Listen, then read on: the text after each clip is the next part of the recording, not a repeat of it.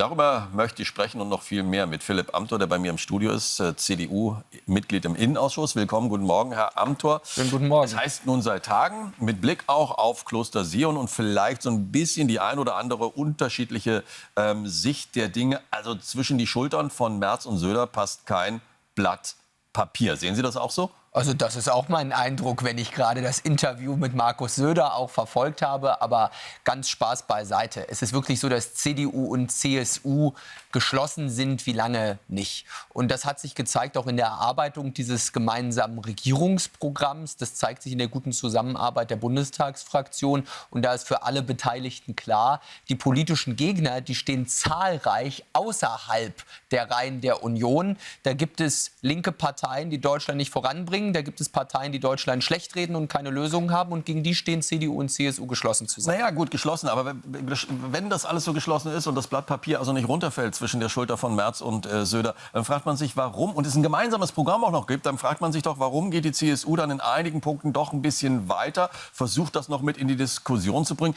Tut das Not und treibt das nicht endlich den Koalitionspartner, die CDU, so ein bisschen vor der CSU her? Nein, überhaupt nicht, sondern man muss schon anerkennen, wir sind zwei Schwesterparteien, aber eben auch noch zwei unterschiedliche Parteien mit unterschiedlichen Grundsatzprogrammen. Und deswegen ist es auch das gute Recht und die Tradition der CSU, dass sie einen eigenen Bayern-Plan, also ein eigenes Programm für die CSU auflegt. Aber ich glaube, das Wesentliche ist, dass wir in unserem großen Programm Politikwechsel für Deutschland die gemeinsamen Überschneidungen von CDU und CSU haben. Und das haben Markus Söder und Alexander Dobrindt jetzt ja auch in Sion unterstrichen. Herr Amthor, die CDU hat zwar die Mehrheit nach Umfragen, ja, Umfragen sind noch keine Wahl, aber irgendwie bewegt sich da momentan nichts und immer wieder wird ja darauf verwiesen von allen möglichen Protagonisten dieser Partei, wir brauchen eine Entscheidung, wir brauchen eine Richtungswahl. Warum ist das, was Sie fordern im Parteiprogramm, in der Wahlkampfwerbung bis zum 23. Februar, warum verfängt das aktuell noch nicht so, dass die Leute wirklich sagen, ja, wir brauchen jetzt mal eine eindeutige Entscheidung, Stimme einer bestimmten Partei?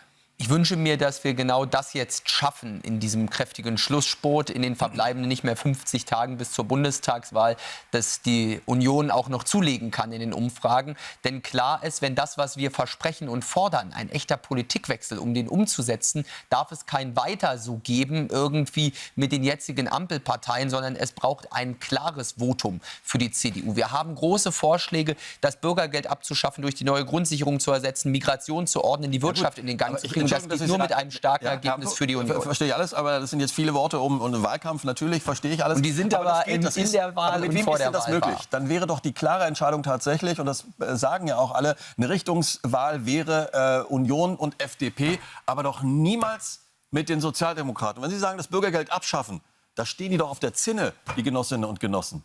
Ja, wichtig ist, und ich glaube, das muss allen klar sein, wenn wir uns auch umschauen in Europa und in der Welt, wie es um politische Parteien bestellt ist, wenn wir die Probleme nicht lösen, wird es die Populisten stärken. Und deswegen ist für uns klar, dass es kein Weiter so geben kann. Und es kann nicht sein, dass die Parteien, die Deutschland so ruiniert haben in den letzten 3 Jahren und diese Wahl wahrscheinlich schlecht abschneiden, dass die jetzt bestimmen, wie Politik gemacht wird. Dann kann man doch mit denen aber nicht eine Koalition machen, mit den Sozialdemokraten. Ja, die FDP ist aber ehrlicherweise jetzt auch nicht das, was uns in Jubelstimmung versetzen sollte. Es hilft nur, wenn wir uns die Koalitionsoptionen anschauen. Hilft nur eine starke CDU. Alle Koalitionsoptionen sind im Moment schlecht und deswegen ist klar, wir müssen so stark werden, dass unsere Inhalte durchgesetzt werden. Und ich habe den Eindruck, bei der Ampel, da ist es so, dass einige Parteien sich einfach weiter durchlavieren und durchwursteln wollen, glauben, die vergangenen 3 Jahre seien jetzt mal vergessen, jetzt gäbe es mit der Wahl einen Neustart. Das wird aber nicht funktionieren. Deutschland hat eine katastrophale Eröffnungsbilanz, viel ist zu reparieren und das geht nur mit einem echten Politikwechsel und dafür braucht es noch mehr als 30% für die Union.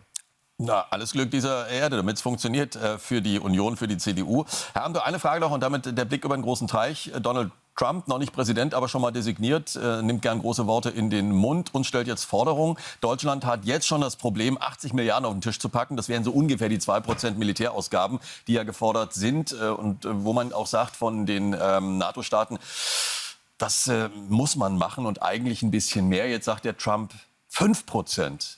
Ihre Einschätzung dazu? Also ich glaube, große und nicht immer voll durchkalkulierte Forderungen werden wir aus den USA noch oft haben in den nächsten Monaten unter Präsident Trump. Wichtig ist aber, und das würde ich mir in dieser ganzen Diskussion wünschen, Robert Habeck ist ja jetzt auch in den Überbietungswettbewerb da eingestiegen, wir müssten bei der Frage der NATO-Fähigkeitenziele doch bitte nicht immer nur über Zahlen reden und über die Frage, wer gibt das meiste Geld aus, sondern was ist eigentlich das gemeinsame Ziel und was bekommen wir für dieses Geld. Es muss eher um Fertigkeiten gehen, um eine strategische Vision für die NATO. Und da geht es nicht darum, einfach Geld auszugeben, sondern da sollte man mehr über die Inhalte reden und weniger darüber, einfach pauschal Geld auszugeben. Philipp Amthor, danke für das Gespräch. Vielen Dank.